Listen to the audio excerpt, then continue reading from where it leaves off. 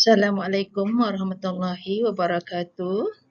Selamat datang kepada semua pelajar tingkatan 6 baru ke SMK Jengka 2. Hari ini giliran saya, Cikgu Rahayu, akan menerangkan serba sedikit tentang subjek pengajian perniagaan.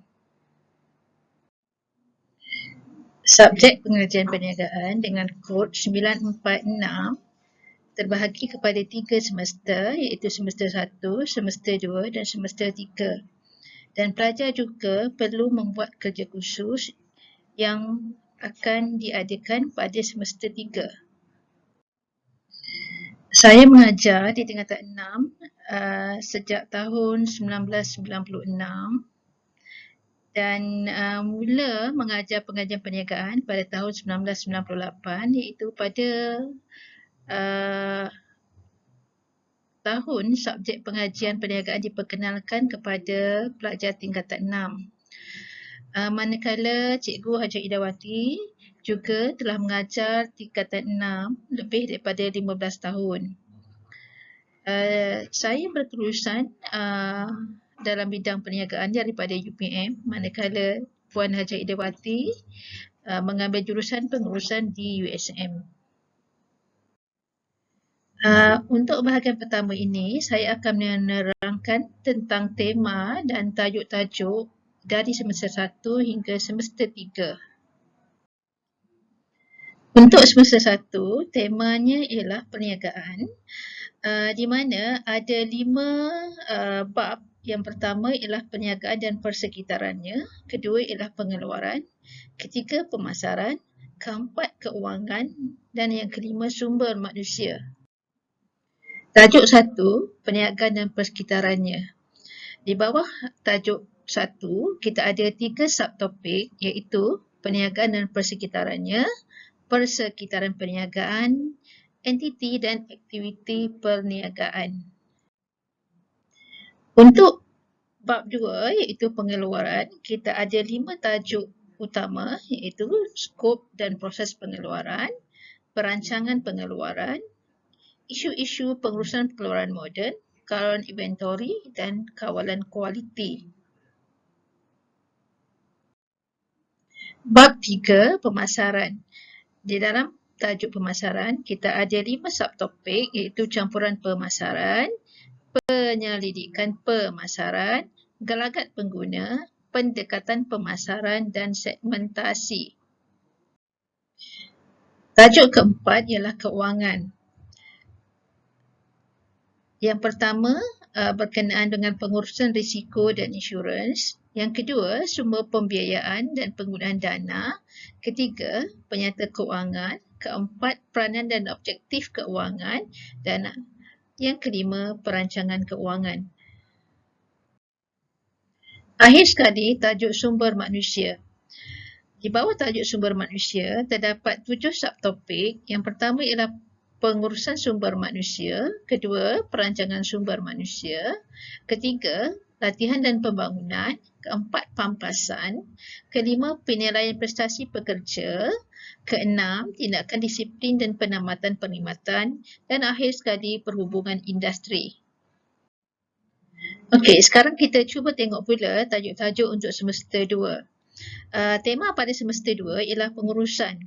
Terdapat 4 bab di bawah tajuk pengurusan, iaitu pengurusan, aspek perundangan perniagaan, kemahiran komunikasi dan pembuatan keputusan. Bab 1, pengurusan, dibahagikan kepada 3 subtopik yang utama. Yang pertama ialah pengenalan kepada pengurusan, kedua kemahiran pengurusan dan yang ketiga fungsi dan proses pengurusan.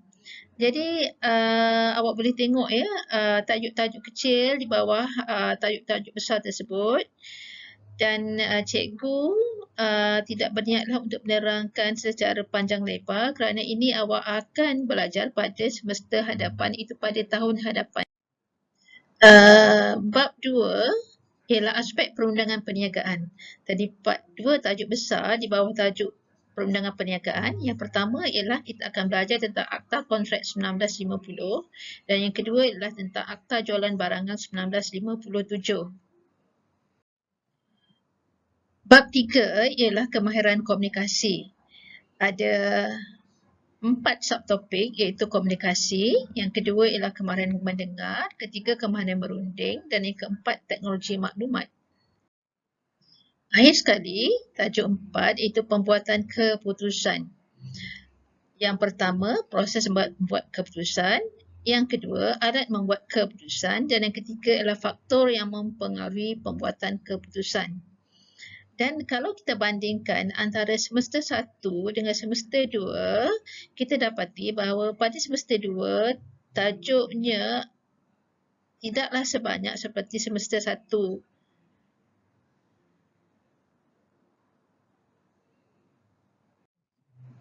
Akhir sekali, tajuk untuk semester 3.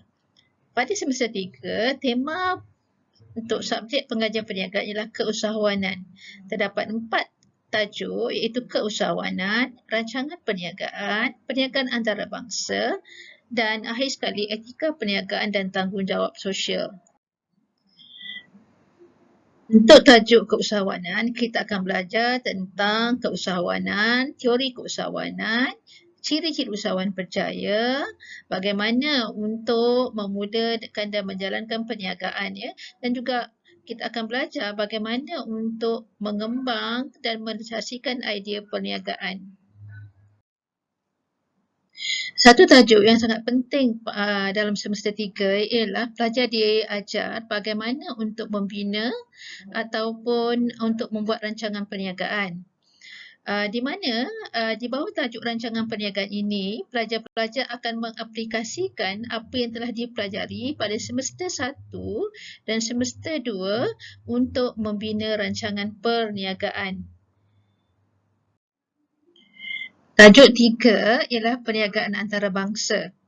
Di mana di bawah tajuk ini kita ada 5 subtopik iaitu skop perniagaan antarabangsa, konsep-konsep penting di dalam perniagaan antarabangsa, syarikat multinasional, pembayaran perdagangan dan pertukaran mata wang asing dan akhir sekali galakan dan perlindungan perdagangan. Dan akhir sekali ialah etika perniagaan dan tanggungjawab sosial, di mana di dalam tajuk ini pelajar-pelajar akan didedahkan tentang etika perniagaan, tanggungjawab sosial dan kepenggunaan. Okey, sekarang cikgu akan menerangkan tentang kerja khusus pengajian perniagaan di bawah kod 946/4. Kerja khusus pengajian perniagaan akan dilakukan oleh pelajar-pelajar yang mengambil pengajian perniagaan pada semester 3. Dan kerja khusus pengajian perniagaan membawa markah yang agak tinggi, iaitu 25%, setara dengan peperiksaan pada semester 1, semester 2 dan semester 3. Dan tajuk-tajuk yang biasanya yang akan dijalankan oleh para pelajar ialah tajuk-tajuk daripada kandungan silibus pengajian perniagaan, iaitu merupakan aplikasi daripada sukatan pelajaran. Bahagian ketiga ialah tentang format peperiksaan. Grade peperiksaan akhir bagi pengajian perniagaan diambil dari 25% dari setiap keputusan peperiksaan setiap semester. Kalau kita tengok kepada bentuk soalan untuk pengajian perniagaan bagi setiap semester, kita bahagikan kepada 2 bahagian, iaitu bahagian pertama ialah bahagian A. Bahagian A terdapat 10 soalan struktur ataupun kita panggil sebagai soalan esei pendek yang mengandungi 10 soalan yang membawa markah sebanyak 50%. Manakala soalan pada bahagian B terdapat 3 soalan. Soalan nombor 11 ialah soalan kajian kes yang boleh membawa markah di antara 30 hingga 35%. Manakala soalan esei terdapat 2 soalan, iaitu soalan nombor 12 dan soalan nombor 13. Walau bagaimanapun, pelajar hanya perlu memilih satu soalan sahaja untuk dijawab. Dan satu soalan ini membawa markah sebanyak 20 hingga 15% bergantung kepada peratusan markah pada soalan kajian kes. Matlamat belajar di tingkatan 6 ialah untuk masuk universiti. Walau bagaimanapun, ramai pelajar masih lagi keliru sama ada ingin mengambil subjek pengajian perniagaan sebagai pilihan ataupun subjek lain. Okey, untuk membuat keputusan sama ada kita ingin memilih subjek apakah untuk tingkatan 6 ini, kita lihat dulu peluang-peluang ke universiti jika anda lulus dengan baik dan mengambil subjek ini sebagai pilihan. Satu lagi ya, kalau awak tengok bidang-bidang khusus yang cikgu warnakan sebagai warna ungu itu, iaitu seni bina lanskap, seni bina lanskap, seni reka perindustrian, pengurusan pembinaan, pengurusan kerja sosial. Ini ialah antara pelajar-pelajar yang mengambil seni ya. Sebab pada tahun berkenaan belum dikombinasikan dengan subjek pengajian perniagaan, jadi pelajar ini mengambil subjek seni. Jadi ini memberi satu peluang ya kepada pelajar-pelajar yang ingin mengambil kombinasi seni dan pengajian perniagaan. Okey, ini sambungan daripada yang 15 orang tadi. Kita tengok antara bidang-bidang yang lain ialah pentadbiran perniagaan, pengurusan teknoindustri, kemudian komunikasi media, pengajian warisan, keusahawanan. Dan bagi pelajar yang berminat untuk mengambil dengan kombinasi seni, boleh tengok kepada pengurusan pembinaan, pengurusan taman dan juga seni reka grafik.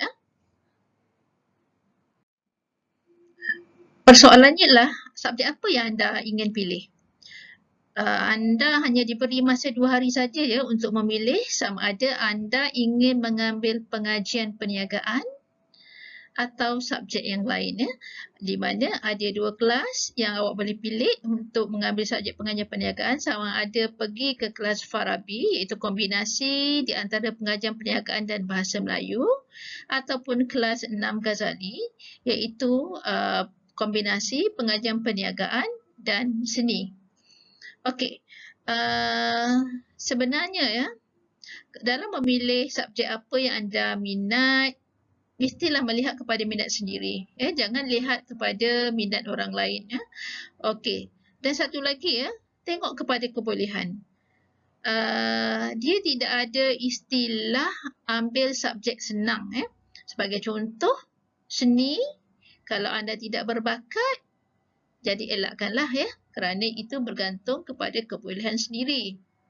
Dan satu lagi ialah berdasarkan pada cenderungan kejayaan anda pada masa hadapan. Cita-cita nak jadi apa? Kalaulah kata anda ingin mencuburi bidang pengurusan ataupun bidang perniagaan ataupun keusahawanan, digalakkan anda untuk memilih subjek ini. Walau bagaimanapun, minta dielakkan kita memilih subjek ini kerana kita mengikut kawan. Kerana kebolehan kita dengan rakan kita adalah berbeza. Jadi, saya minta sekali lagi jangan ikut kawan. Dan satu lagi, jangan ada dalam fikiran anda pilih yang senang. Ingin pilih subjek yang senang. Sebagai contoh, nak pilih seni kerana semester 2 hanya melukis. Semester 3 buat kerja khusus. Bukan senang ya, kerana belajar di tingkatan 6 bukan tempat untuk bersenang-senang. Okey, dan satu lagi, memilih STPM sebagai pilihan bukanlah kerana kita nampak kita ini tidak menganggur ya, sebab setengah orang dia tak nak nampak dia duduk di rumah. Dia pilih tingkatan 6 kerana dia nak sesuatu untuk dia buat daripada mengisi masa lapang dia ya. Okey, belajar tingkatan 6 ini ialah bukan mengisi masa lapang. Dan satu lagi, tingkatan 6 ini ialah bukan tempat untuk mencuba nasib. Ya. bukan untuk mencuba nasib ya, kerana kita mesti berusaha bersungguh-sungguh. Dan satu lagi ya, kita kena ingat STPM ini tanda akhir hayat awak di sekolah untuk merubah sikap kita semasa kita SPM yang tidak bersungguh-sungguh, yang kita lalai, dan kita nak mengubah persepsi kita terhadap masa hadapan kita ya. Mungkin sebelum ini kita rasa kita ialah pelajar tiada harapan, pelajar yang tiada peluang untuk ke universiti. Jadi jadikanlah tingkatan 6 ini tempat untuk kita merubah sikap, kesungguhan dan persepsi kita. Akhir sekali, selamat menjadi warga tingkatan 6 di SMK Jing kedua. Ingat, benih yang baik jatuh ke laut menjadi pulau. Kemenjadian seseorang pelajar bukan berdasarkan di mana dia berada sekarang, tetapi bergantung kepada jati diri dan sahsiah yang dimiliki. Tetapkan ke mana hala tuju anda pada masa hadapan dan insya-Allah anda akan berjaya ke universiti. Sekian, terima kasih.